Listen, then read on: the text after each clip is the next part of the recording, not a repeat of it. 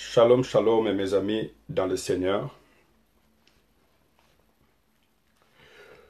Je suis dans la joie d'être là, mes amis, de revenir vers vous, afin que nous puissions une fois de plus encore d'aborder un nouveau sujet. Un nouveau sujet qui va aussi bien nous être, mes amis, bénéfique.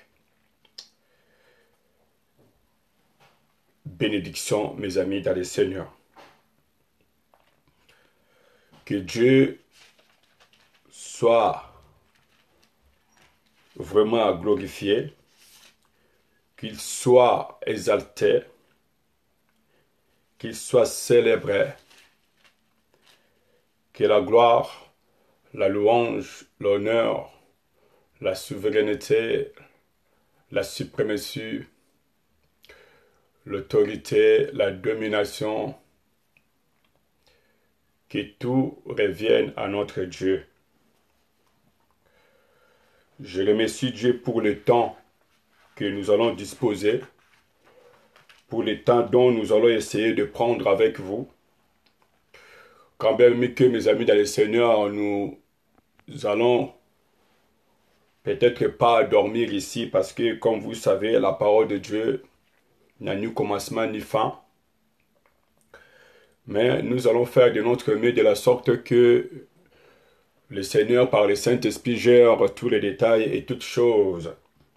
Lui qui connaît le cœur, qui sonde le cœur, le rang de tout et chacun de nous, nous prions que le Saint-Esprit révèle Dieu à chacun de nous, fasse de la sorte que le Seigneur puisse vraiment être manifesté, se montrer et soit opérationnel dans la vie de tout et chacun de nous. Ce qui revient à Dieu que nous soyons visités par lui, que Dieu intervienne dans nos vies, dans toutes les activités, d'une manière à une autre. Parce que la Bible a dit de le chercher pendant qu'il se trouve, de l'invoquer tandis qu'il est prêt. Et lui, en retour, il nous promet de nous révéler les choses cachées, les choses dont nous ignorons. Ce qui va nous permettre, bien aimés, de fixer des objectifs et de fixer les orientations, les directives, vraiment de la sorte que nous puissions changer les perspectives du combat spirituel. Ce qui est sûr, le triomphe de la croix, est vraiment le triomphe de la croix est de notre côté. Je salue mon frère, ami d'enfance bien-aimé Tatouka Mandra. Et je salue aussi mon bien-aimé Kayenga Michel. Soyez bénis, je vous aime tous. Et merci pour vos soutiens de loin comme de près. Je pense bien que vous priez aussi pour moi, comme moi je le fais également pour vous. Sans oublier ma famille et nos familles de l'ensemble. Alléluia. Bien aimé, la Bible dit de racheter les temps car les jours sont mauvais. Il y a plusieurs façons, il y a plusieurs manières, mes amis, de racheter le temps comme Dieu nous recommande. Et aussi, mes amis dans le Seigneur, plusieurs façons, plusieurs moyens d'économiser ces temps-là, de les utiliser, voyez, à la manière dont Dieu attend ou désire de tout et chacun de nous. Et le fait que nous passons du temps devant sa présence, que ce soit par la prière, que ce soit par la parole de Dieu, la méditation de la parole de Dieu, ou par les messages ou les enseignements, c'est sûr aussi, ça fait partie, mes amis, de celui qui essaye de racheter le temps, de travailler le temps, de l'utiliser pour la gloire de Dieu. Ce soir, j'ai préparé un message qui nous allons essayer de parler. Mon message, mes amis, je l'ai intitulé « Le roi d'Assyrie contre le roi de Juda ». Le roi d'Assyrie contre le roi de Juda. Vraiment, c'est vraiment un message qui est très très riche. Je sais que nous n'allons pas en terminer ni en finir, mais je vais seulement essayer, de parler comme Dieu le veut, comme Dieu va le permettre, tout simplement. Voilà. Mes amis, ce message est prophétique, ce message est puissant, ce message, c'est vraiment un message qui concerne, je veux dire, la délivrance. un message qui libère la puissance de Dieu, un message qui nous révolutionne et qui nous donne des tactiques ou des stratèges ou des moyens, mes amis dans le Seigneur, des systèmes par lesquels nous pouvons employer, mettre en place pour vaincre et gagner le combat. Le combat qui est permanent, qui est quotidien, mes amis, à tout et chacun de nous, d'une manière à une autre, d'une façon à une autre, ce qui est sûr.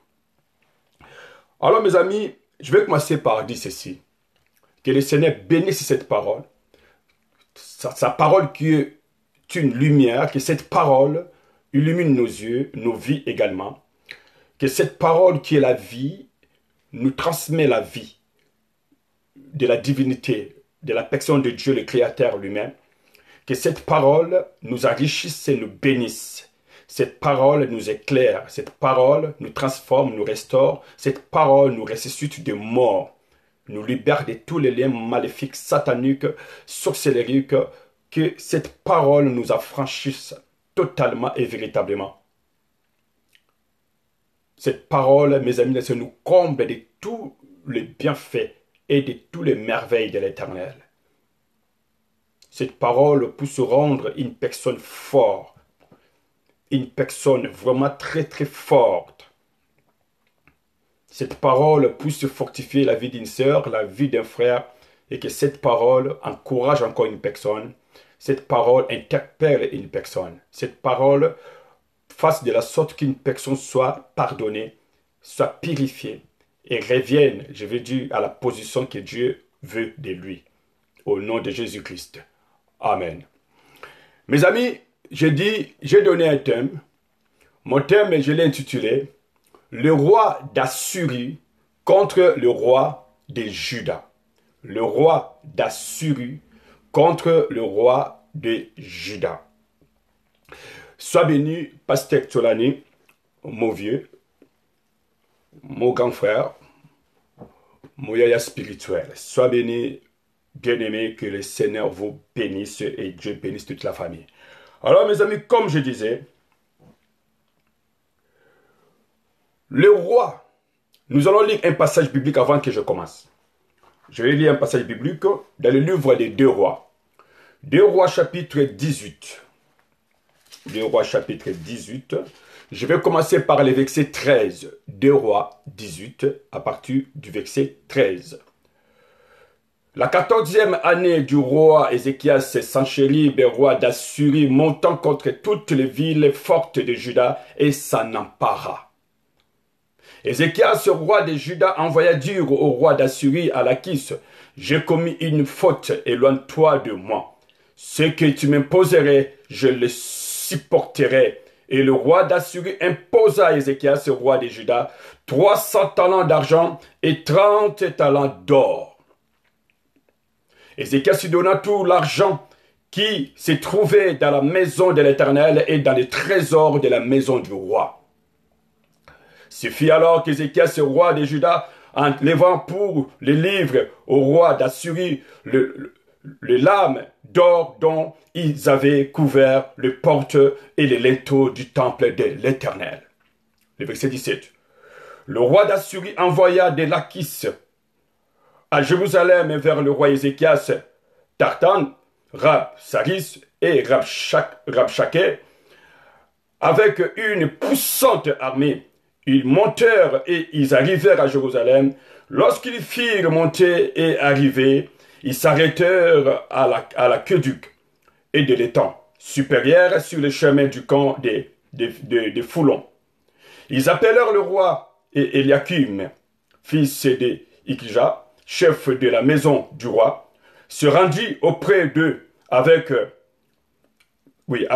Shebna, le secrétaire, et Joach, fils d'Azaph, l'archiviste. Le verset 19. Rabshakeh leur dit, « Dites à Ézéchias, ainsi par l'Éternel, le grand roi, le roi d'Assyrie, quelle est cette confiance sur laquelle et tu t'appuies? Tu as dit, il faut pour la guerre de la prudence et de la force, mais ce ne sont que tes paroles en l'heure. En qui donc as-tu placé ta confiance pour t'être révolté contre moi? mes amis, je vais m'arrêter là. On va commencer à lire tout doucement, progressivement. Mes amis, le roi d'Assyrie est le roi contre le roi de Juda.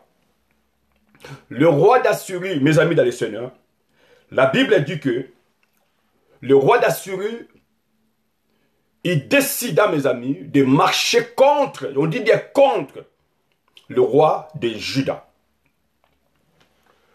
Je vais commencer par ceci. Ézéchias, qui était le roi de Juda.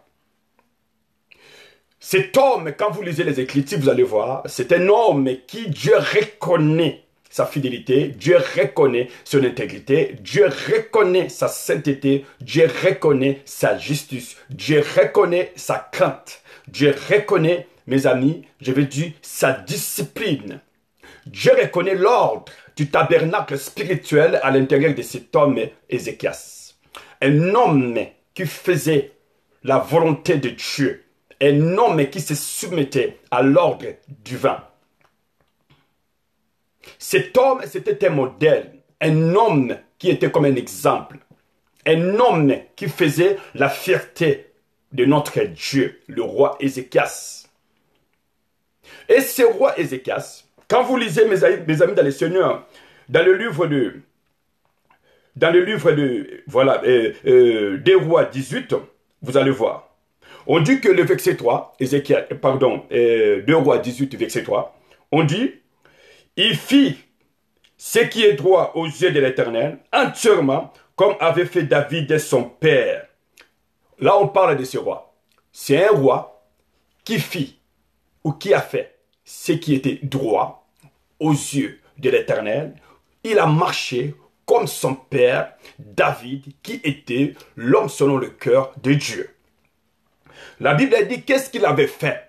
Pour que la Bible témoigne cet homme Ézéchias, c'est comme étant quelqu'un de droiture. Qu'est-ce qu'il avait fait? D'accord, c'était un homme qui a marché selon les traces de son père David, un modèle, l'homme selon le cœur de Dieu. D'accord. Mais lui, qu'est-ce qu'il avait fait? Parce qu'on parle de lui, Ézéchias. On dit qu'il était droit, mais qu'est-ce qu'il avait fait? C'est juste un petit rappel. Des rois, 18, le verset 4. Il fit disparaître, c'est la première des choses, il fit disparaître le haut lieu, brisa les statues, abattit les idoles, et mit en pièces les serpents d'airain que Moïse avait fait, car les enfants d'Israël avaient jusqu'alors brûlé de parfums devant lui, on l'appelait Nebshitan. Il mit sa confiance à l'Éternel, le verset 5, il mit sa confiance à l'Éternel, le Dieu d'Israël, et parmi tous les rois de Juda qui vinrent après lui, ou qui les précédèrent, il n'en a eu point de semblable à lui. Bien-aimé, en dehors de David.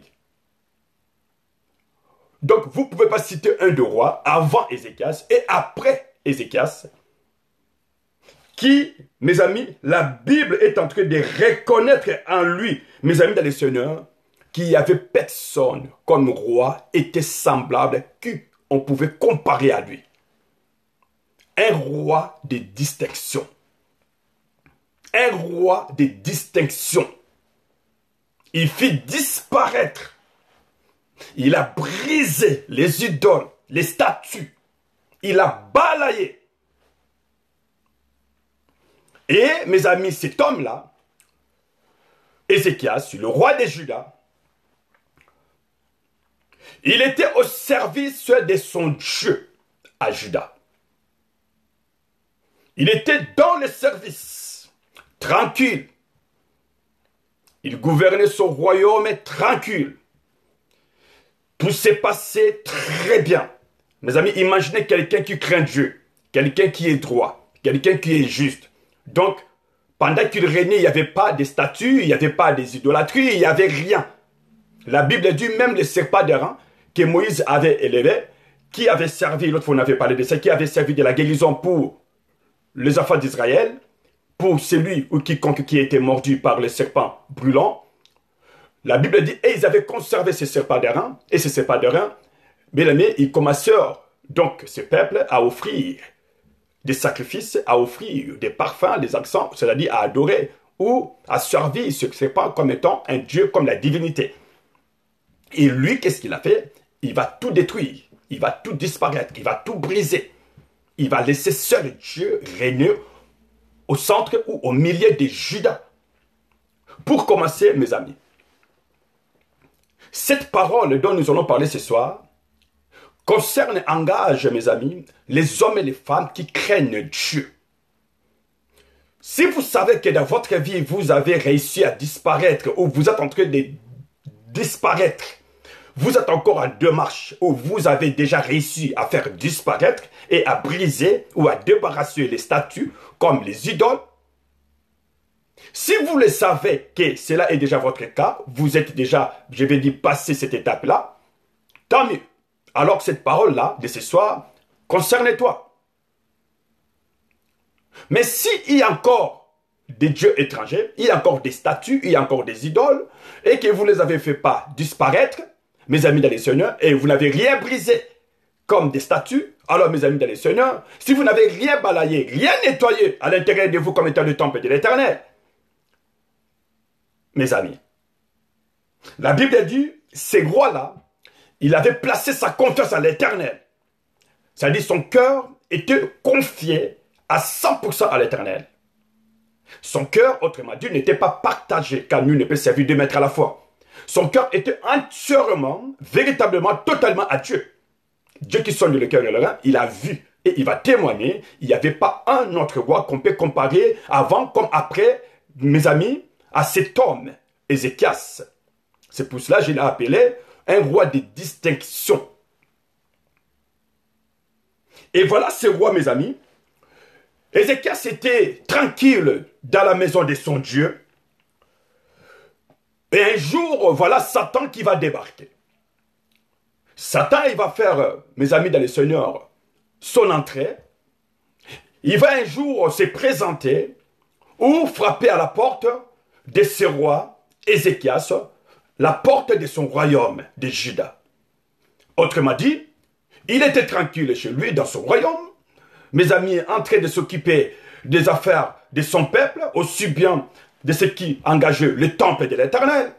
Et voilà, mes amis dans le Seigneur, tranquillement, paisiblement qu'il demeurait dans son royaume, un jour, quelqu'un est venu frapper à sa porte, quelqu'un est venu toquer à sa porte pour lui déclarer la guerre. La Bible n'a pas dit que le roi Ézéchias, c'est lui qui était allé chercher ou déclencher la guerre. Mais l'ennemi, le roi d'Assyrie, il a quitté chez lui. Mes amis dans les Seigneurs, il se mit en marche, en route, dans l'idée, mes amis, dans l'intention, mes amis, de combattre Juda, non seulement ça, mais de détruire Juda, non seulement de détruire, de tuer Juda, de mettre fin à ce royaume. La Bible dit même de rayer sur la carte le royaume de Juda, que Juda n'existe plus. Pourquoi?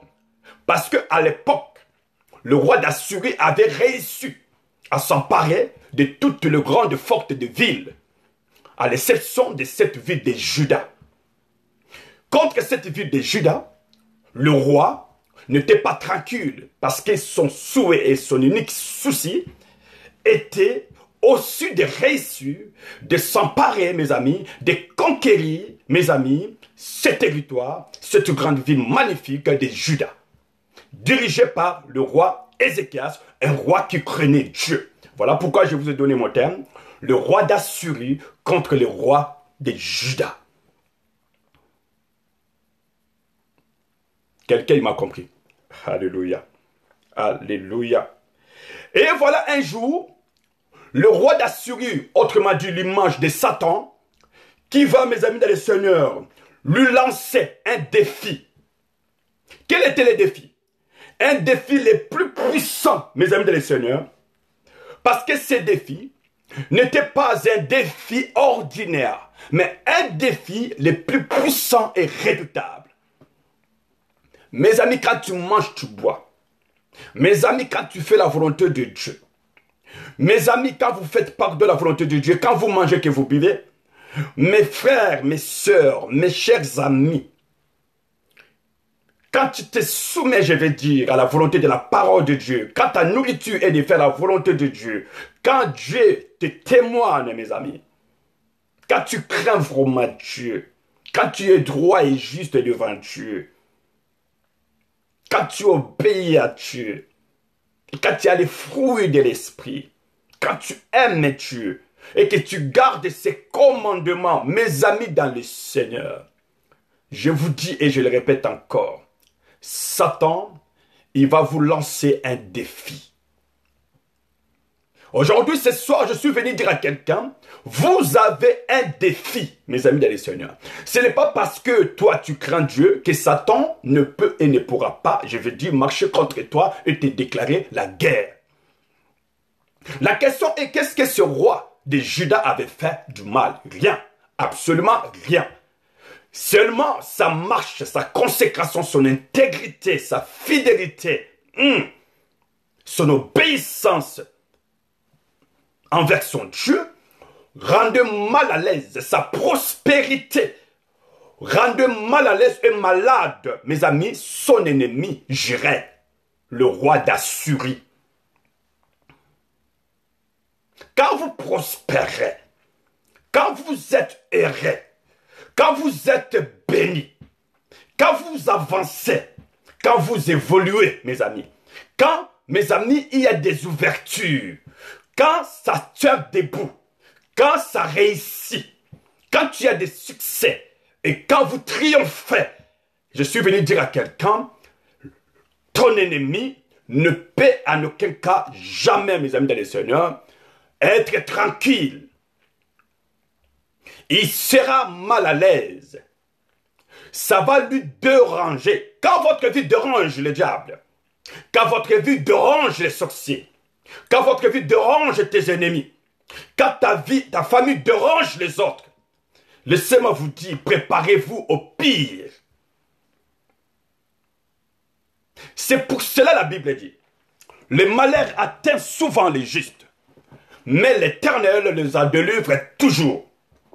Ce qui est sûr, quand on devient un sujet de dérangement, mes amis, au diable, le diable ne vous lâchera jamais. Et ne vous quittera en aucun jour de vue ni de près. Il continuera à rôder tout autour de toi et de tout ce qui est en toi, de tout ce qui vous appartiennent. Mes amis dans le Seigneur, je continue. Les défis qui le diable, mes amis, a déclaré ou a déclenché contre toi ou contre moi, nous, les saints de Dieu, nous, les distingués, mes amis dans le Seigneur, ce n'est pas un défi ordinaire. C'est un défi, mes amis dans le Seigneur, comme je disais, puissant, très puissant. Donc ce n'est pas un défi, les choses dont je parle ce soir, ce n'est pas un défi, la guerre que vous avez, le combat dont vous avez, ou ce qui vous attend demain ou après-demain ou à l'avenir. Dans quelques mois, ça peut prendre des années, mais sache-le bien, le diable est en train de préparer un mauvais coup et je vous dis que le combat là sera sérieux. Le combat là sera sérieux. D'ailleurs, le Seigneur a dit, vous n'avez pas encore lutté jusqu'au sang. C'est-à-dire, nous n'avons pas encore combattu avec le diable jusqu'au sang. Vous n'avez pas encore prié jusqu'au sang et jeûné jusqu'au sang. Alors, mes amis dans le Seigneur, il faut que vous compreniez ces choses bien.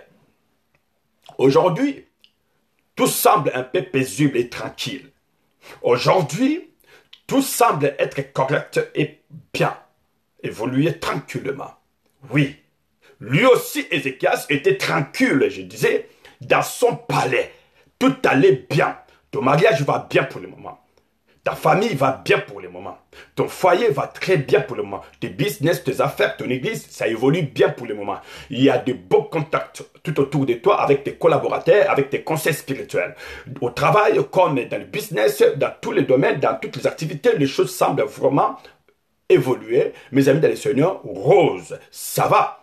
Mais mes amis, je dis bien, si pas aujourd'hui, peut-être demain, dans quelques jours, ou dans quelques mois, ou dans quelques années, tôt ou tard, nous avons un défi, mes amis les seigneurs, à relever. Il y a un défi qui attend tout et chacun de nous, et ce n'est pas un défi ordinaire, mais un défi, mes amis, très poussant.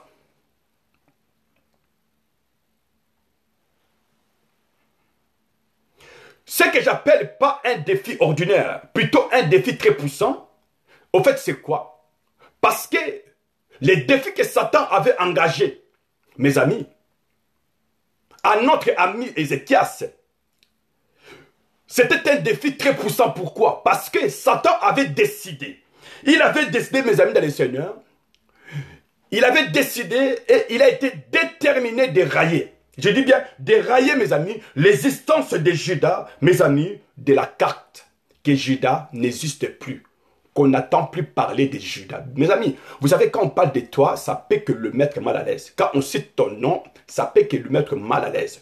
Quand vous passez, ça fait que le mettre mal à l'aise. Quand vous achetez quelque chose, ça fait que le mettre mal à l'aise. Je suis en train de m'expliquer très bien. Quand vous évoluez, ça fait que le mettre mal à l'aise. Alors, il est déterminé, mes amis de le Seigneur, de nous railler, de vous railler. C'est-à-dire de vous effacer. Il est déterminé que vous n'existez plus. C'est pour ça que la Bible dit, les voleurs ne fait que pour dérober, détruire et égorger. Mais vous allez voir, le défi final, très puissant que le diable avait lancé contre Judas, n'était pas que de détruire Judas, n'était pas que de dépouiller Judas, de tout ce que Judas avait, de voler Judas, mais était, mes amis dans le Seigneur, de tuer, de railler, d'effacer les noms de Judas, mes amis, de la carte. C'est-à-dire, quand vous cherchez Judas dans la carte, Judas ne se trouvera pas. Vous savez, quand tes ennemis apprennent ou entendent que il a fait ça, il a acheté ça, il était allé dans tel pays, il a réussi à réaliser ça ou tel projet, mes amis, ça le met encore plus en colère. Il se déchaîne là où ils sont. Qui vous fait croire que, mes amis, quand tu es prospère, qui vous fait croire que quand tu es triomphant, qui vous fait croire que quand les choses évoluent bien positivement de ton côté, spirituel, physique, matériel, financier, dans tous les domaines, que tes ennemis se réjouissent et ils sont contents et fiers de toi?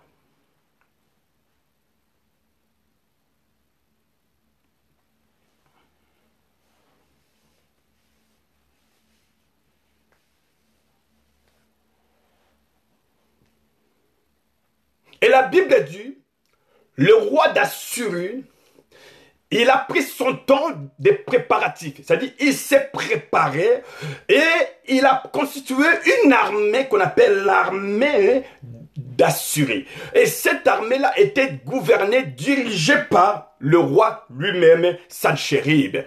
Le roi Sanchérib est le roi d'Assyrie. Lui-même, mes amis, était le chef de l'armée, mes amis, dans les seigneurs de cette armée. Il a préparé son armée. Mes amis, la Bible dit ceci. Les armes par lesquelles nous le combattons ne sont pas charnelles. C'est vrai que ces armes-là, la Bible dit, elles sont puissantes, mes amis, efficaces, mes amis. C'est vrai pour détruire, pour renverser. Mais moi, je suis en train de vous dire que même Bible-là nous le dit et nous le révèle, c'est sûr. Nous ne combattons pas contre la chair et le sang. Mais nous combattons, mes amis, dans le Seigneur, contre les principautés, les autorités, les dominations, les esprits méchants dans le lieu céleste. Mes amis, cela constitue toute une armée. C'est une armée, il y a des dominateurs. Mes amis, les seigneurs, les esprits méchants, tous font partie de cette armée. Les principautés, c'est-à-dire il y a des princes, des démons, il y a des féticheurs, il y a des magiciens, il y a des francs-maçonniques, il y a tout, mes amis, tout dedans. Les esprits méchants, ce sont des esprits qui ôtent la vie, qui causent des accidents, qui causent des noyades, mes amis dans le Seigneur, qui causent des suicides, mes amis dans le Seigneur. Ce sont des esprits méchants. Tu les rencontres, tu n'as pas Christ sans pitié, mes amis dans le Seigneur. Tu es en face d'eux, mes amis, tu n'es pas comme Ézéchias, ils vont te balayer, mes amis dans le Seigneur. Donc le combat est sérieux, et ces combats est spirituel, le défi est sérieux, le défi est très puissant, et nous devons nous préparer chaque jour. Vous ne devez pas, mes amis dans le Seigneur, vivre comme un charnel, étant donné que vous avez les deux pieds sur la terre. Et vous ne devez pas être un chrétien qui rêve, mes amis dans le Seigneur, ou qui se distrait à tout moment, mes amis dans le Seigneur, parce que la Bible dit, va, car cette affaire te concerne et t'engage. Vous avez votre part de responsabilité dans cette affaire, de ce combat. Ce que j'aime de cette histoire, ce n'était pas Ézéchias qui avait déclenché la guerre ou le combat qui avait levé le défi, non. Mais c'est l'ennemi lui-même qui s'est déplacé. Mes amis, vous savez, quand tu ne cherches pas les problèmes, mes amis, les seigneurs, arriveront vers toi. Les problèmes, mes amis, ont des pieds. Les situations difficiles ont des pieds, ont des moyens de transport. Ils se déplaceront et ils viendront se présenter dans ta maison, même dans ta vie. Voire même la mort peut se déplacer pour te chercher, te localiser partout.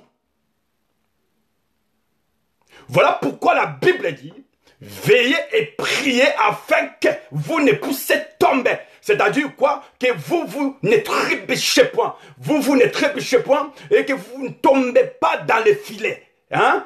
Ne pas passer à la casserole de l'adversaire aussi facilement comme ça. Comme si tu n'étais pas un chrétien. Assidu, affermi.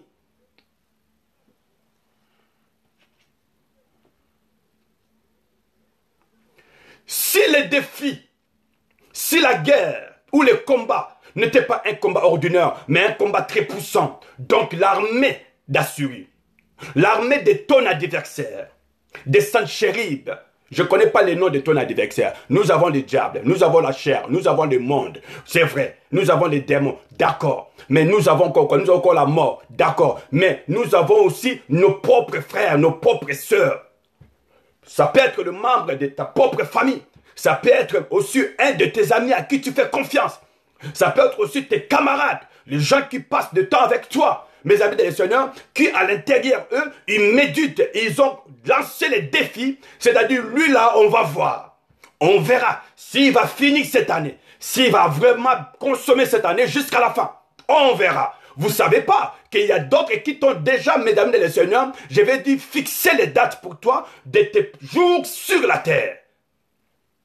Et ces hommes, on mange avec eux. On les courtoie, mes amis et les seigneurs, on passe le temps avec eux, on les salue, mes amis, on les salue, mes amis et les seigneurs, on les serre la main.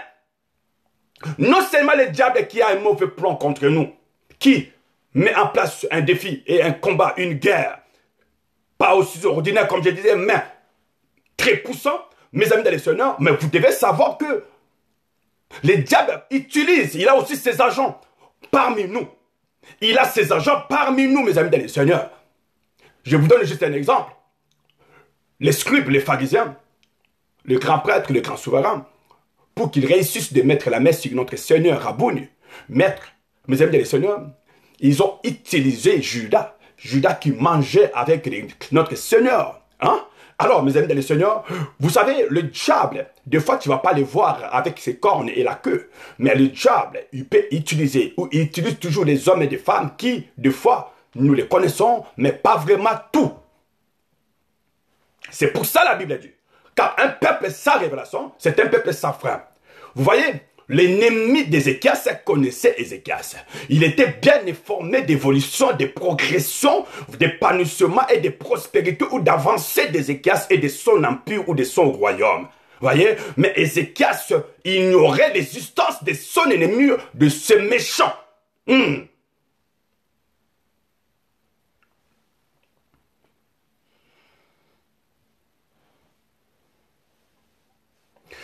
lisez l'histoire de ce roi d'Assyrie, c'est un roi qui, nous l'avons lu avec vous un tout petit peu, vous pouvez lire chez vous à la maison, vous allez voir que non, il est même, mes amis et seigneurs, entre elles, je vais dire, mes amis, de se vanter. Il se vante. Il se vante, il dit, mais attends, est-ce que Ézéchias, tu as déjà entendu? Est-ce que as-tu déjà entendu qu'il y a eu un des royaumes? As-tu déjà entendu qu'il y a eu le roi d'Assyrie a même demandé à Ézéchias, Ézéchias, où est-ce que tu places ta confiance? Est-ce que tu es aveugle ou non? Est-ce que tu es sourd ou non? Cependant, tu as les deux oreilles, tu as les yeux. Moi, le roi d'Assyrie, Sanchérib, je constate, je remarque que tu as les deux oreilles, donc tu attends. Tu as les yeux, donc tu n'es pas aveugle. Est-ce qu'avec tes yeux, tu n'as pas vu? Avec tes oreilles, tu n'as pas entendu? As-tu déjà remarqué une des nations, un des royaumes qui m'a résisté ou qui m'a battu? Est-ce qu'as-tu déjà entendu, il y a eu un royaume, une nation de nord, sud, est, ouest, qui m'a battu ou qui a réussi à me battre ou à me détruire? Le roi se vante. Le royaume d'Assyrie est en train de se vanter en indiquant, mes amis, le preuve auprès de ce roi Ézéchias et lui rappeler même de son passé comme quoi que il n'a jamais été vaincu, mes amis, des seigneurs, à aucune nation et à aucun royaume. Et il va lancer ce défi à lui, il dit, j'en doute fort que toi, Ézéchias, et ton royaume de Juda entre mes mains ou devant ma face, que vous pouvez s'échapper. Ou vous allez peut-être être délivré. Je ne vois pas qui est celui ou quelle est cette nation ou ce sera quel royaume qui viendra te délivrer entre mes mains.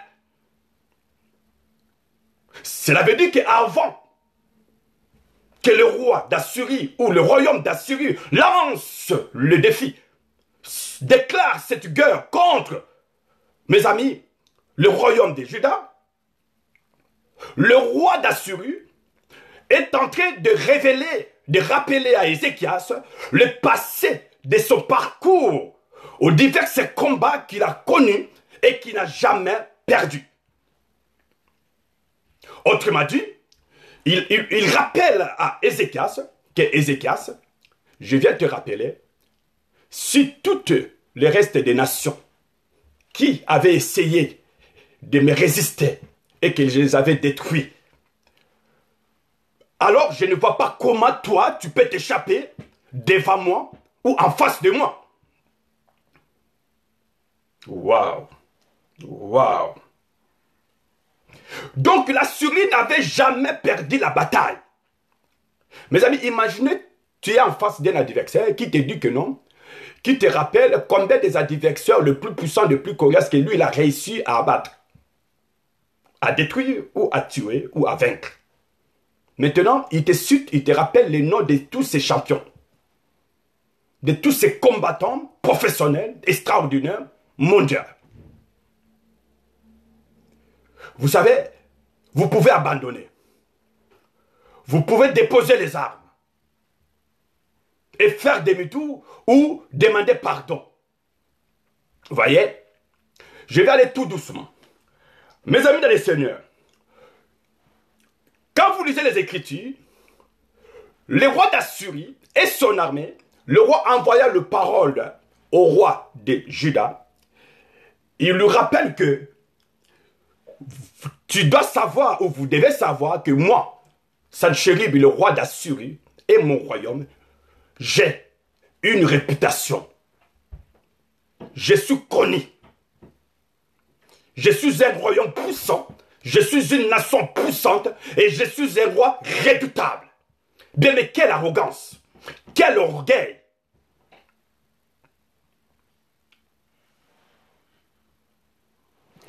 Le roi d'Assyrie, il rappelle à Ézéchias que son royaume était un royaume invincible, mes amis. Invincible, mes amis dans les seigneurs. C'est-à-dire un royaume qui aucun royaume, aucune nation ne pouvait confronter et le vaincre. Il se disait avec arrogance. Il envoya ses paroles au roi de Juda. Il lui dit, mon royaume est un royaume invincible. Nul ne peut me vaincre. Et je ne sais où toi tu places ta confiance, Ézéchias. Et je ne vois qui est celui qui peut te délivrer entre mes mains. Cependant, j'ai décidé, moi, Sanchérib, le roi d'Assyrie, j'ai préparé mon armée. Je descends vers toi. Je marche contre toi. Prépare-toi. Car aujourd'hui, j'ai décidé de te balayer. J'ai décidé, je suis déterminé de te railler dans la carte de l'histoire du monde. Mon frère, ma soeur, vous ne savez pas que ton ennemi est déterminé. Vous ne savez pas la détermination, mes amis, vous ignorez peut-être la détermination de Satan, de tes ennemis qui tu ignores encore. Le plan de l'ennemi en face de toi ou à ton égard, vous ne le savez pas. C'est pour cela que Christ va dire aux apôtres, veillez et priez afin que vous ne tombiez point dans les tentations. C'est-à-dire dans le filet, à la merci de l'adversaire, que vous ne passerez pas la casserole de l'adversaire. Que vous ne puissiez être détruit, tué, voire même dépouillé. Alors veillez et priez. On avait parlé de ça sur la prière. Aujourd'hui, on ne parle pas de la prière, on parle sur le roi d'Assyrie contre les rois de Juda. Tu es ce roi, Ézéchias. Tu fais partie des royaumes de la lumière. La Bible dit ceci. Il nous a délivrés, de toute façon on l'avait déjà parlé. Il nous a délivrés de la puissance de ténèbres. Il nous a délivrés de la puissance de l'autre côté. Il nous a transportés dans le royaume de la lumière de son Fils bien-aimé, son Fils et de son amour. Donc tu es et tu fais partie de ce royaume-là. Je fais partie de ces royaumes-là. Nous faisons partie tous de ces royaumes-là. Maintenant, il y a un royaume des ténèbres. Sanchérib, je vous ai dit, c'est Satan. Sanchérib, je vous ai dit, les démons. Sanchérib, je vous ai dit, les magiciens, les féticheurs, les marabouts, les francs-maçonniques, tous ceux qui font partie de ces mondes-là, qui contribuent à l'évolution, mes amis, qui essaient de travailler à l'équipe, mes amis de les Seigneurs, pour l'efficacité de ces royaumes des ténèbres, mes amis. Tous ceux qui font partie de ces complices. La guerre est là, à notre portée. Quand tu manges, tu bois, dis-toi que non, il y a une guerre qui a été déclenchée. Il y a une guerre pas ordinaire, mais une guerre très puissante qui a été déjà déclarée. Alors, s'il vous plaît,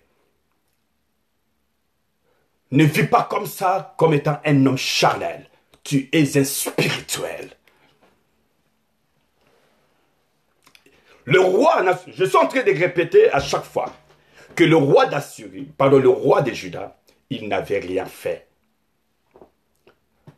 Il n'avait rien fait du mal.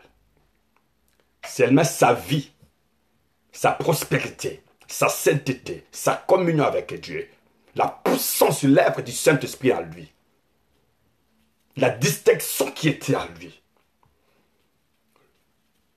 l'excellence, le parfait, l'accord de Dieu. Dieu l'a approuvé. Dieu l'a témoigné. La Bible dit avant, comme après lui, le roi d'Ézéchias, il n'y a pas eu quelqu'un qui était semblable à lui. Un roi aussi, mes amis, un roi distingué. Très distingué même. Waouh! Les fils de David. Alors, mes chers amis, bien-aimés dans le Seigneur, il n'y a pas un royaume qui peut arrêter le diable quand le diable est déçu, mes amis, de te combattre jusqu'à ce que vous serez effacés. Jusqu'à ce que, mes amis dans le Seigneur, vous ne serez plus là.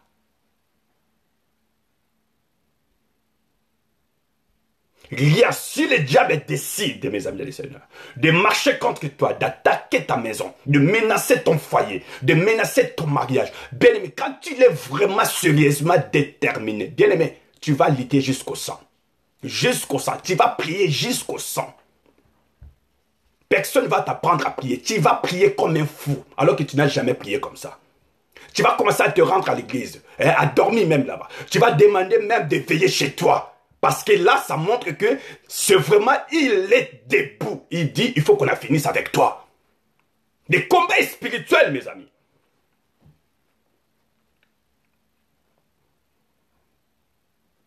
Satan ne connaît pas les repos. Satan, il ne dort ni ne sommeille. 24 heures sur 24 heures, mes amis, il est en œuvre. Satan détruit, Satan défigure, Satan tue, ôte des vies. Satan massacre, il cause des dégâts, des chaos, des désolations, des succombes de là, partout dans l'humanité.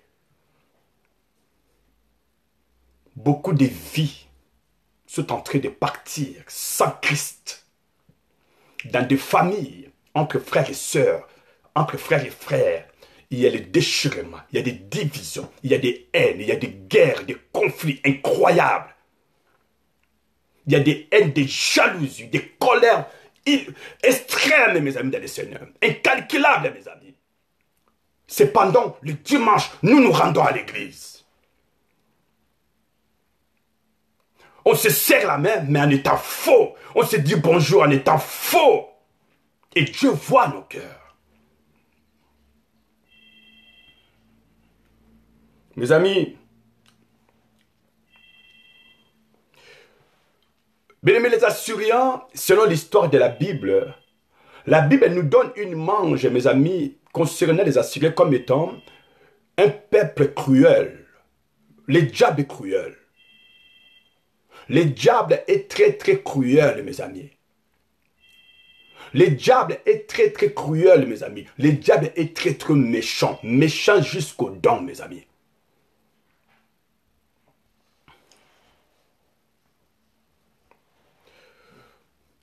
Quand on dit quelqu'un est cruel, c'est quelqu'un, mes amis dans le Seigneur, qui est capable de s'appuyer même sur des pouvoirs sataniques.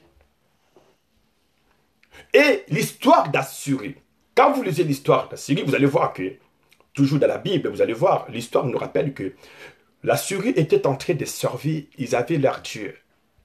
Ils pratiquaient des pouvoirs sataniques. Ils avaient, mes amis dans le Seigneur, ces pouvoirs qui venaient, mes amis, de Nisroch, leur Dieu. Et vous allez voir, mes amis, selon l'histoire, toujours d'Assyrie, vous allez voir que c'était un royaume, mes amis, dans le Seigneur, qui était plus satanique. Et l'Assyrie a visé Jérusalem, mes amis, a visé, mes amis, dans le Seigneur, Juda, mes amis, dans le Seigneur, cette fois-ci, déterminé de le railler sur la carte de l'existence du monde. Votre existence dérange quelqu'un. Votre famille met mal à l'aise une personne. Votre avancée, votre évolution suscite beaucoup de jalousie et de haine, voire même de vengeance que vous ignorez.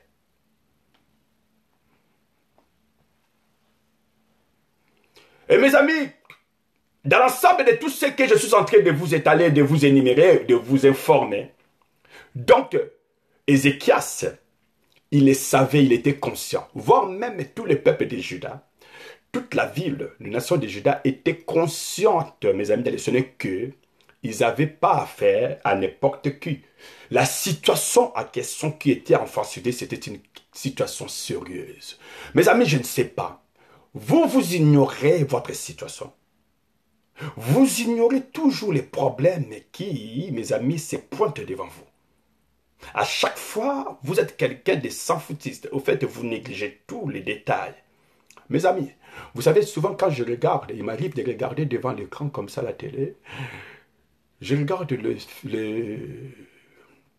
les séries de police scientifique. Vous savez, quand ces gens-là font des enquêtes, mes amis, des fois, ils viennent chez toi, ils frappent à la porte. Ils vous demandent seulement, non, on est venu, on a notre mandat, voilà, de la part des procureurs, on est venu juste fouiller la maison. Et si vous pouvez nous confirmer, à la nuit, je ne sais pas, peut-être il y a de cela 48 heures, vous étiez où? Vous étiez où? Si vous dites que non, ah, j'étais dans une fête, ils vont encore vous demander une question. Est-ce qu'il y a quelqu'un qui peut confirmer cela, que réellement vous étiez dans une fête à partir de 2 heures du matin?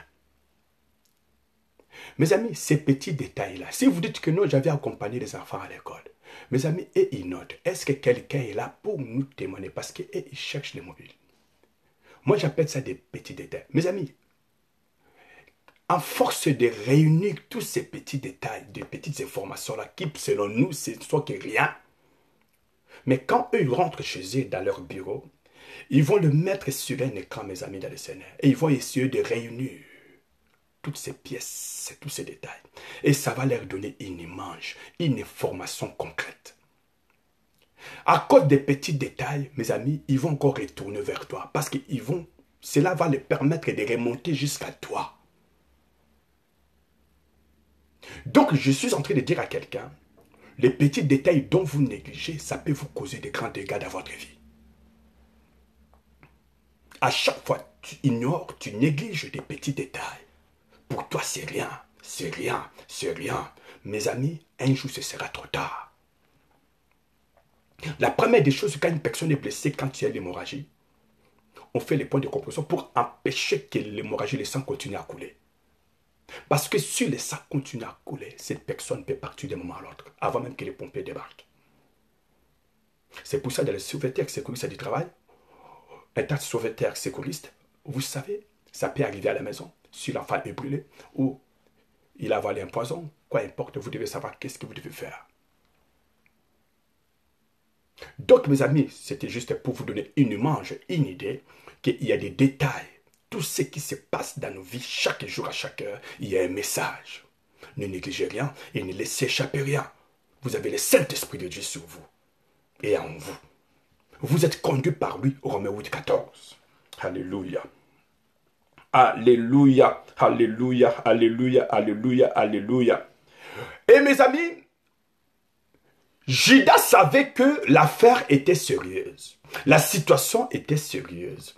Que tout ce que le roi Sanchérib d'Assyrie était en train de dire, tout ce qu'il avait envoyé comme message, mes amis, à Ézéchias, Ézéchias n'en doutait même pas. Il savait que ce roi disait vrai. Ézéchias et tout le peuple de Juda, ils savaient très bien qu'ils étaient en face d'un ennemi aussi redoutable et cruel, pratiquant des pouvoirs sataniques.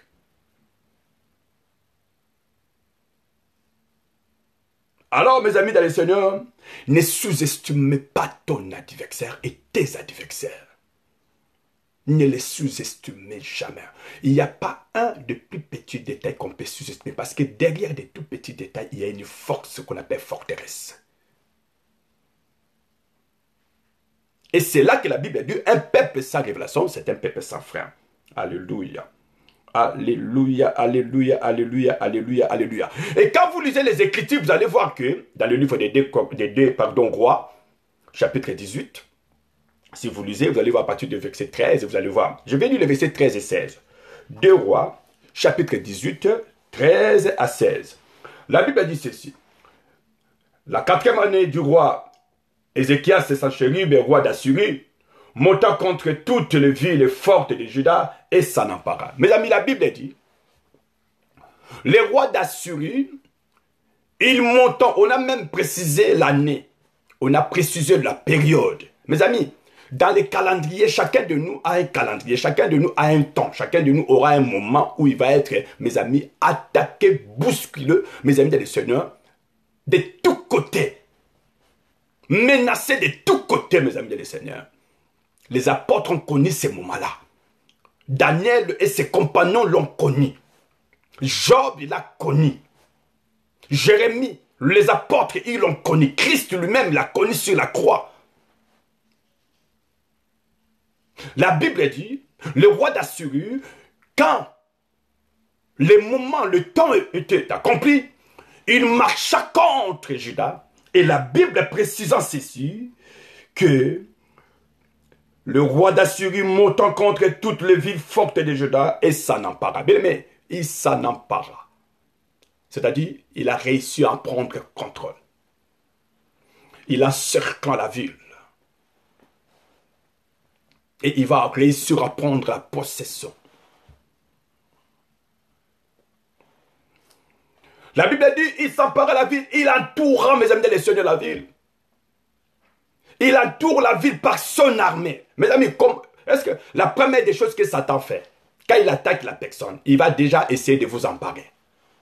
Emparer, ça dit vous encercler. Pourquoi vous encercler? C'est pour vous surveiller, c'est pour vous contrôler tous les détails et tous les mouvements que vous essayez de faire. Les allées et les sorties. Les allées et les retours. Donc Satan, quand il s'élève, quand il marche contre une personne, quand il veut attaquer une personne, quand tu marches contre une personne, la première des choses qu'il fait, il va encercler la personne. Vous savez, il y a des gens qui mangent, qui boivent, mais qui sont encerclés. Il y a des familles qui sont encerclées. Il y a des gens, leur finance est encerclée. Ils sont appareils, je vous dis, mes amis de le Seigneur. Leur vie est entourée, encerclée, barricadée par l'adversaire. C'est-à-dire le diable, vous savez, quand vous êtes encerclé, c'est-à-dire tous les moindres mouvements sont surveillés. Et quand vous êtes encerclé, c'est comme si on vous place des bornes, on vous place des limites par lesquelles vous ne devez pas franchir ou dépasser. On vous limite, mes amis. Il y a des gens qui sont limités parce qu'ils sont tout simplement encerclés. Parce qu'ils sont tout simplement, mes amis des seigneurs, contrôlés. Le diable contrôle leurs mouvements 24 heures sur 24. Ces gens-là ne peuvent aller plus loin parce que tout simplement, ils sont encerclés. Ils ne peuvent franchir des limites. Dès lors comme des près, l'adversaire a les yeux sur eux.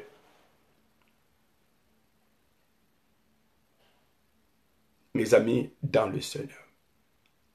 Des fois, quand je médite la parole de Dieu, quand je lis ma Bible à moi, ou quand je prie, mes amis, je réalise que être un chrétien, ce n'est pas une tâche facile. Ce n'est pas une petite chose, une petite affaire. Mes amis, ce n'est pas une petite affaire, être un chrétien. Mais c'est une grâce. Souvent je dis, si nous n'étions pas des chrétiens, je ne sais pas comment on allait finir. C'est vraiment un privilège d'être un enfant de Dieu. Un grand privilège, mes amis. Parce que quand tu deviens enfant de Dieu, tu es délivré, tu es sorti de l'état charnel physique, matériel. Le Seigneur te fait passer, transporter pour te faire entrer dans le monde immatériel, le monde spirituel. Parce que le diable n'est pas matériel. Le diable n'est pas une matière. Le diable est spirituel et surnaturel. Vous ne pouvez pas affronter, combattre le diable si vous n'êtes pas un spirituel. Et vous ne pouvez le résister non plus comme ça. Avec la chair et le sang. C'est pour ça qu'il se dit, le combat, ce n'est pas contre la chair et le sang que tu dois combattre celui qui est spirituel.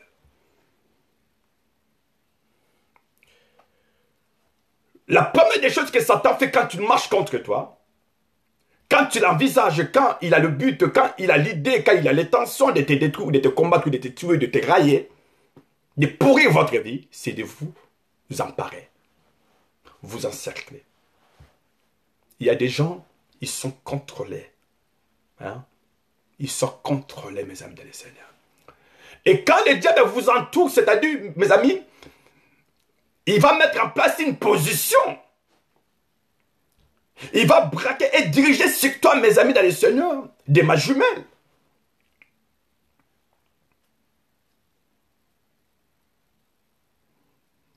Bien-aimé, il va avoir l'œil sur toi. Tu lui échapperas jamais. Quand les enfants sortent, quand toi tu sors, il est au courant et informé de tout. Là que tu sors, l'heure que tu rentres, quand vous partez faire des courses, quand vous rentrez à la maison, quand vous voyagez, les enfants, Satan, il est là, il contrôle, il a les yeux partout. Et là, il se prépare. Il cherche le moyen, l'occasion, comment il va attaquer. Les enfants de Dieu ne comprennent pas. Beaucoup de nous ne comprennent pas. Et beaucoup de nous ne cherchent même pas à comprendre. Beaucoup pensent que ça ne leur regarde pas, ça ne leur engage pas, ça ne leur concerne pas. Ce n'est pas leurs affaires, ce n'est pas leurs honneurs. C'est l'affaire de tous. Cette affaire concerne et engage tous, nous tous, enfants de Dieu, païens ou chrétiens. Cela nous concerne tous.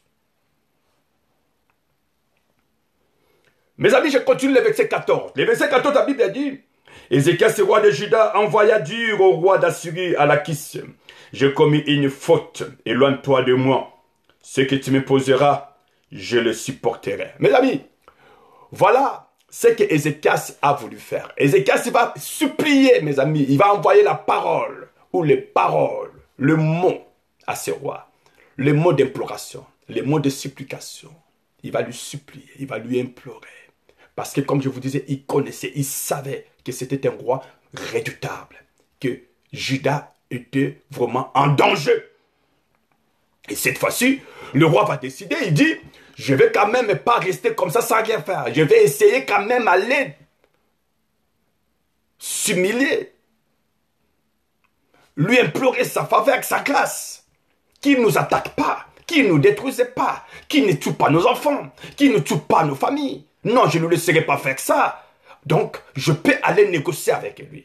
Et là, le roi, ayant l'intention et l'idée, il décida, mes amis, il envoya le parole, il lui dit, s'il te plaît, ne nous détruis pas. Ne nous attaque pas. Seulement, imposez-moi tout ce que tu veux. Je supporterai. Je payerai à tout prix. Et je ferai tout ce que tu me demanderas. Mais en échange, laisse-nous seulement tranquilles. Allez-vous-en. Épargne-moi et épargne mon peuple. Épargne aussi ma nation. Je continue, mes amis dans le Seigneur. C'est une belle histoire, mais une histoire qui cache beaucoup de révélations. Cette réponse d'Ézéchias, mes amis, cela nous donne l'image que c'était un roi qui n'était pas violent. C'était un roi qui n'était pas agressif. Pas un roi aussi insensé. Pas un roi aussi, je vais dire, peut-être manquant l'intelligence ou la sagesse. Un roi dont le cœur était rempli de paix. C'était un roi de paix.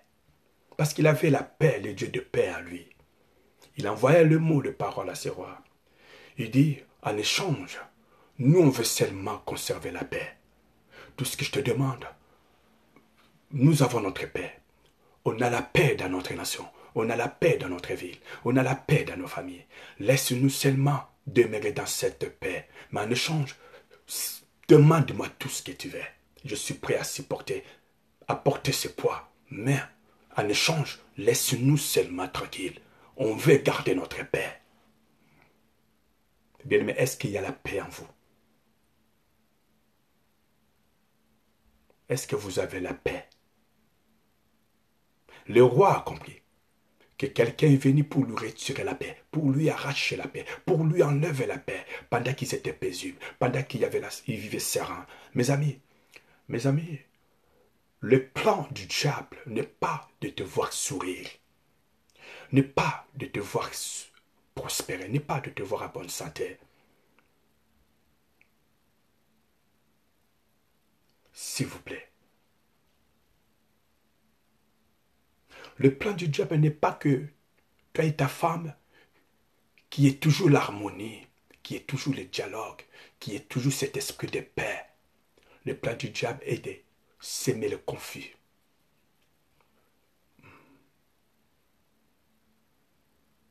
Vous voyez, la haine, les incompréhensions. Et à la fin, peut-être c'est l'autre qui va tuer l'autre.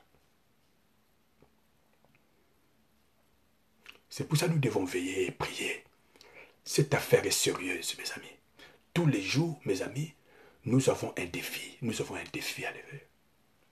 Nous avons un défi à relever. Je vous dis des choses vraies. Nous avons un combat, une lutte, une guerre à gagner.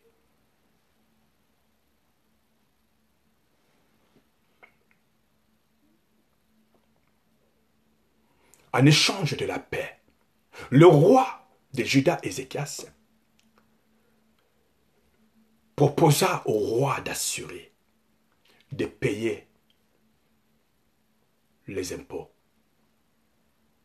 Et ce n'était pas à lui de fixer ce que lui se sentait capable de verser ou de payer en échange de la paix qu'eux-mêmes ils avaient. Mes amis, je veux que vous compreniez très bien. Vous avez votre paix à vous. La paix là, vous l'avez déjà depuis lors. Hein? Le Seigneur a dit, ayez la paix, vivez de la paix, recevez la paix. Et je vous le donne cette paix, pas comme le monde. Le diable vous trouve avec cette paix. Tout va pour le bien. Dans ta maison, dans ton foyer, les enfants, tout va bien. Dans les ministères, dans l'église, tout va bien. Dans les business, bien aimé au travail, dans les finances, tout semble vraiment être bien. Bien. Il y a l'équilibre. Il y a une bonne hauteur, un bon niveau.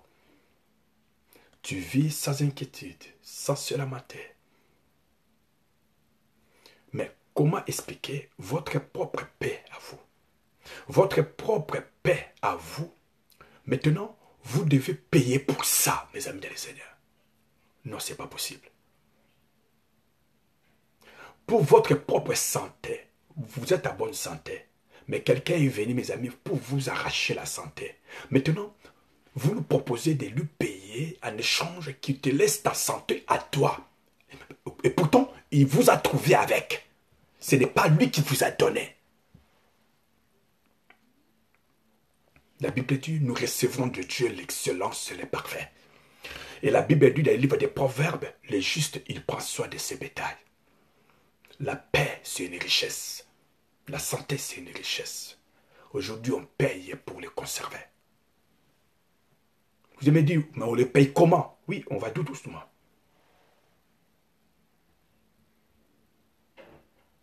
Mes amis, la Bible dit ceci, je continue. Le verset 4. La Bible dit, éloigne-toi de moi, ce que tu m'imposerais, je le supporterai. Et le roi d'Assyrie imposa à Ézéchias, roi de Juda, 300 talents d'argent et 30 talents d'or. Mes amis, 300, le roi d'Assyrie. Au fait, Aïmoun, le roi de Juda a conclu un marché. Le marché avec, mes amis, le roi d'Assyrie.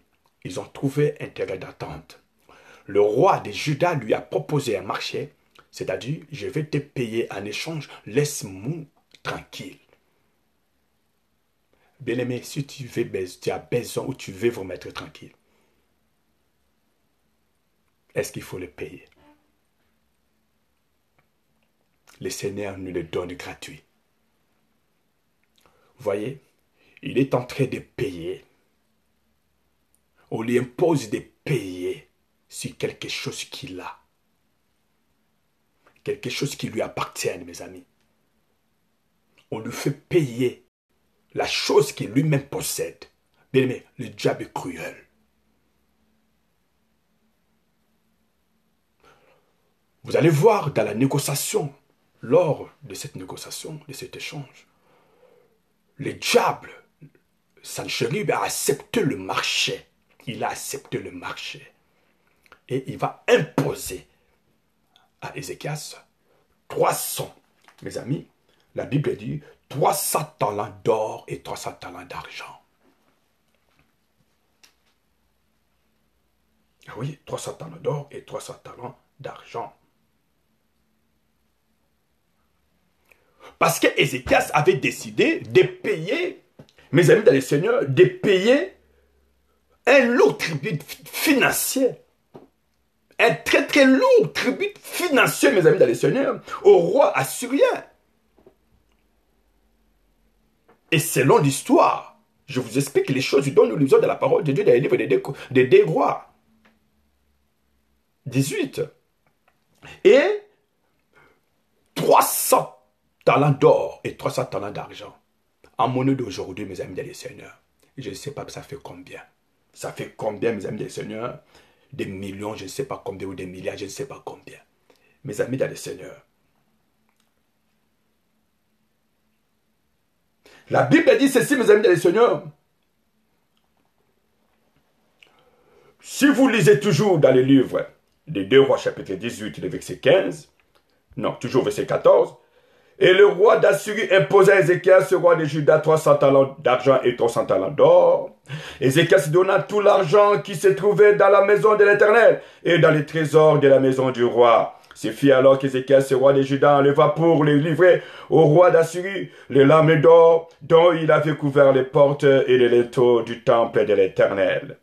Mes amis,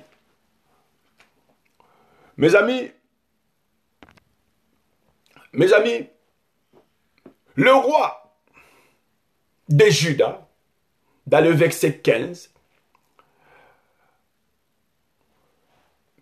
il devait verser un lourd tribut financier au roi d'Assyrien, Sanchérib, un montant ou une somme de 300 talents d'or et 300 talents d'argent. La Bible dit, le roi de Juda, Ézéchias, a mis la main sur la trésorerie du temple de l'Éternel. Il a pris l'argent, le finance même du temple, la maison de Dieu. Il a pris encore le finance qui était, mes amis, dans la trésorerie de quoi? De la ville, c'est-à-dire quoi? De Juda, les réserves d'argent. Il a tout pris et il a réuni la somme, mes amis dans les seigneurs, et il va verser ses lourds tributs financiers à ce roi d'Assyrie. Et quant à l'or, pardon, la Bible dit les 300 talents d'or.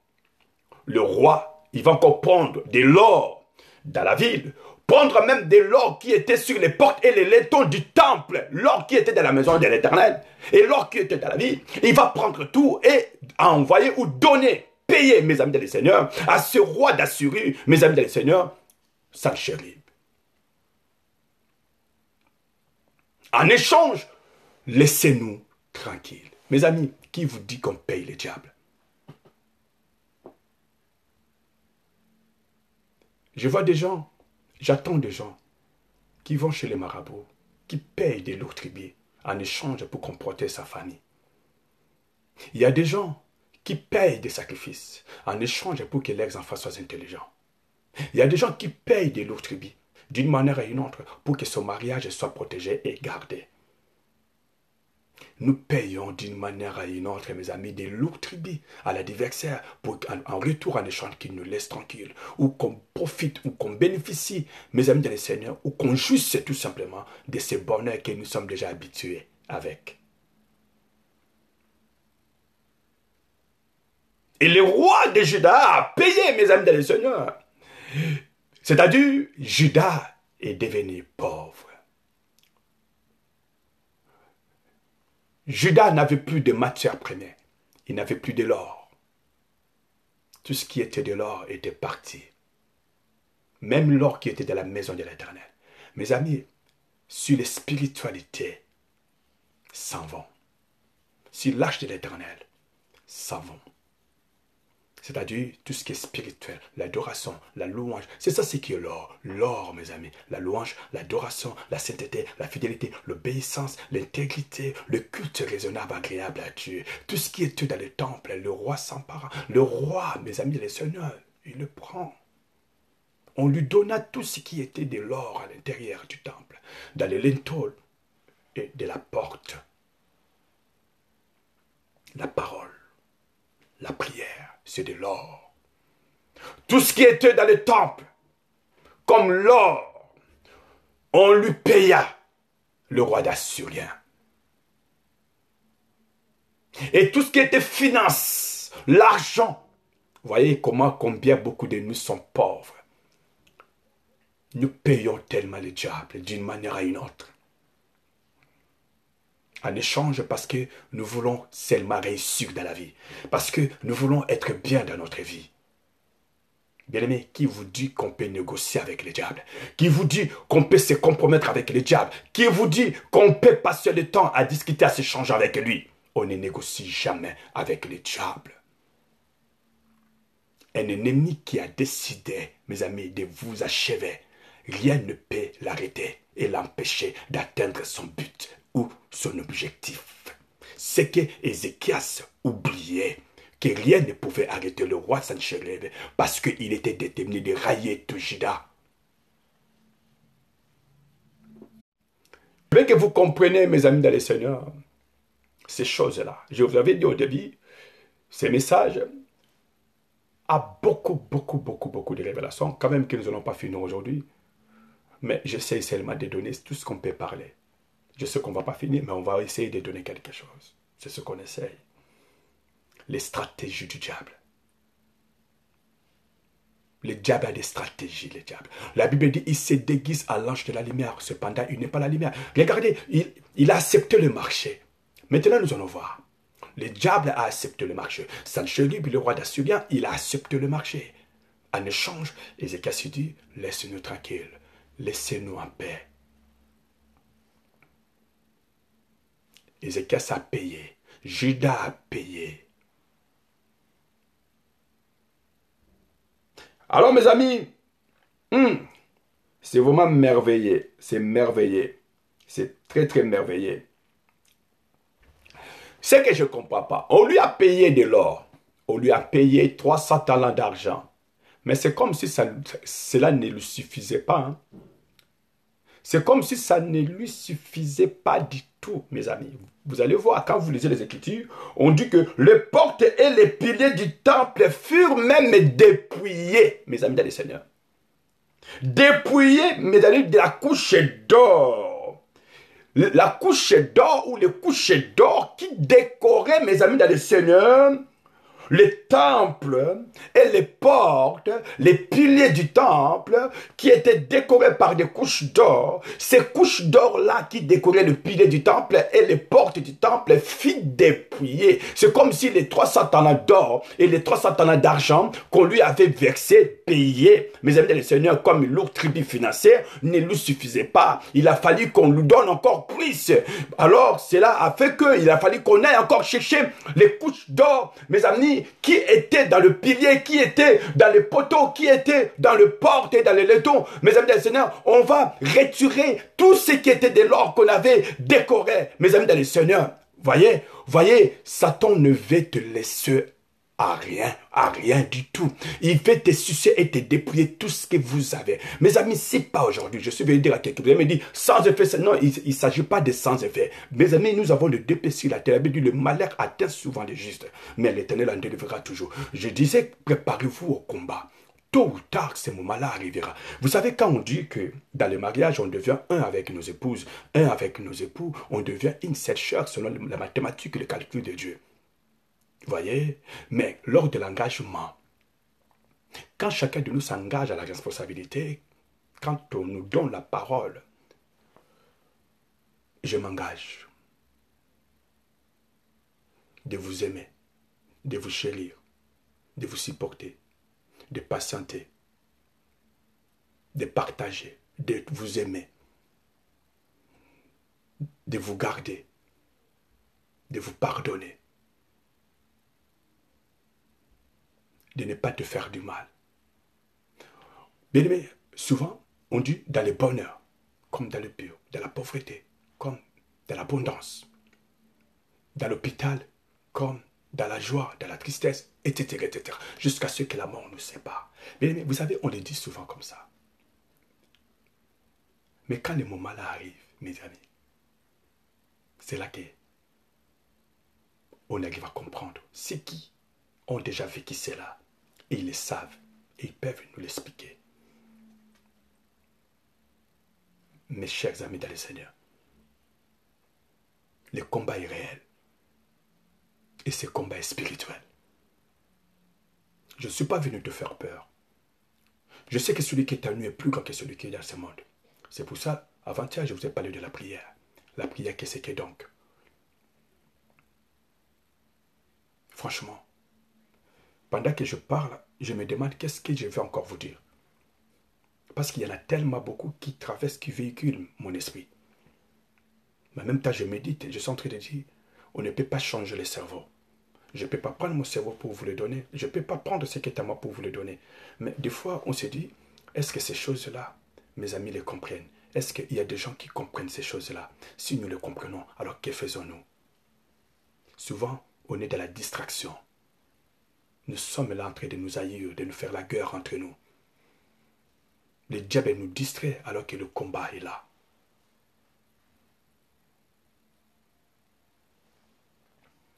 Oh là là là là, alléluia, gloire à Dieu, gloire à Dieu, gloire à Dieu, gloire à Dieu, gloire à Dieu, gloire à Dieu, gloire à Dieu. Mes amis, je vais lire Proverbe, Proverbe chapitre 12. Proverbe chapitre 12, le verset 10. La Bible dit, le juste, il prend soin de son bétail. Proverbe chapitre 12, le verset 10. Proverbe 12, le verset 10. La Bible dit, le juste prend soin de son bétail, mais les entrailles de méchants sont cruelles. Mes amis, vous voyez, les entrailles de méchants sont cruelles. Donc, étant donné que les entrailles de méchants sont cruelles, alors mes amis dans le Seigneur, un juste, il prend soin de ses bétails. Mais ce n'est pas de la manière dont Ézéchias avait agi. Ce n'est pas de la sorte qu'on doit prendre soin de ses bétails. Ce n'est pas de cette façon-là que nous pouvons prendre soin de nos bétails. Ce n'est pas de cette façon-là que vous pouvez prendre soin de votre famille. Ce n'est pas de cette façon-là que vous pouvez prendre soin des ministères, de talents, de dons que Dieu vous a donné, ou de l'argent que Dieu vous a donné, ou je ne sais pas quoi. Nous sommes tous des administrateurs de tout ce que Dieu nous a confié. Mais ce n'est pas de cette façon-là que nous allons gérer et aussi protéger, garder, pour qu'un jour nous puissions témoigner et rendre compte de ce que le Seigneur nous avait donné. Ce n'est pas facile, mais le Saint-Esprit est là pour nous accompagner dans ce combat. Il est de notre côté. S'il est pour nous, qui sera contre nous? Alléluia.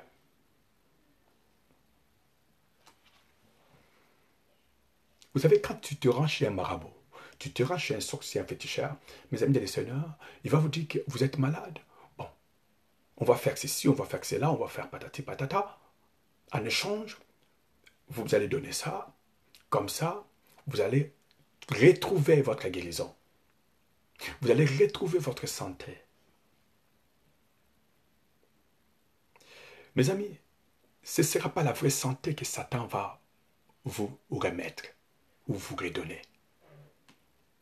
Ce ne sera pas la santé-là que Dieu vous avait donnée, que Satan va vous la rendre. Non. Ce sera une mauvaise santé. Une santé fausse, mais pas véritable santé.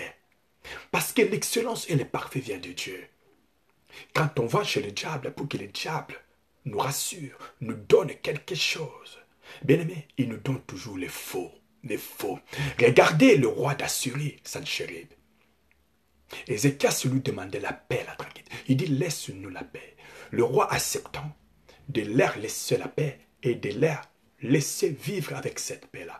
Mais la paix que le roi les avait laissée, c'était une fausse paix. Ce n'était pas une véritable paix.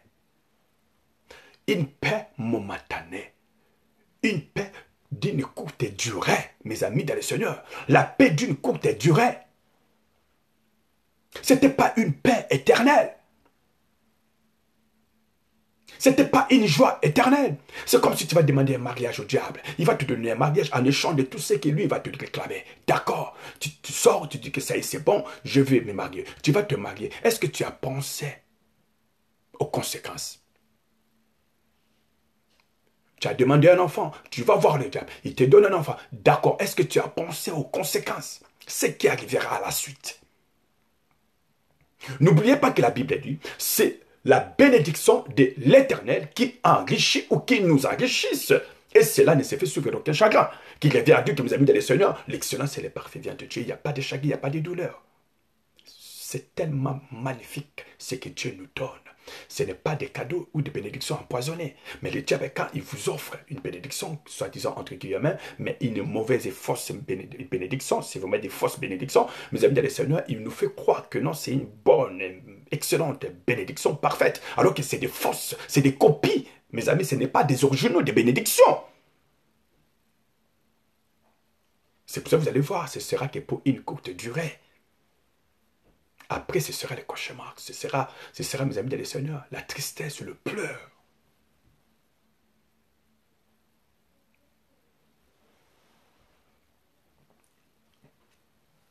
Mes amis, notre adversaire, le diable, a un caractère violent.